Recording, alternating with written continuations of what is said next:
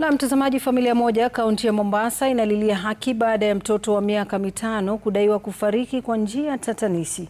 Kulingana na familia, mtoto huyo alianguka kutoka ghorofa ya 3 katika shule ya madrasa huko Kisauni baada ya kufungiwa kama adhabu na mwalimu wake. Familia pia inasema kwamba mazishi ya mtoto huyo yaliharakishwa ili kuficha kiini cha kifo cha mtoto huyo.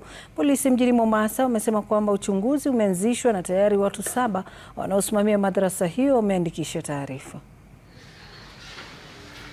Kwamba mimi kama babu yake na wazazi wake wa kike wako hapa, nataka haki ya huyu mjukuu wangu ipatikane, ili kesho mtoto wa mwenzangu ama jirani ama nini accident isitokee kama hiyo. Manake mtoto mdogo kuwasomesha katika sakafu kama hiyo, ghorofa ya 3 nini, hiyo ni not possible, kwa sababu mtoto hata kama unamtia punishment huwezi kumweka peke yake, hiyo sheria hakuna.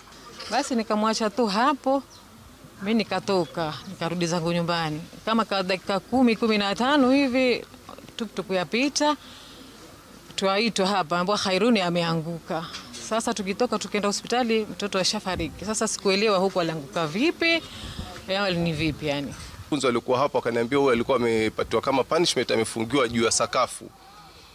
Baada ya kupanda huko juu kuangalia hiyo sakafu, yani ni mahali ambapo yani huwezi kumpunish mtoto wa miaka 5, yani ni very risky.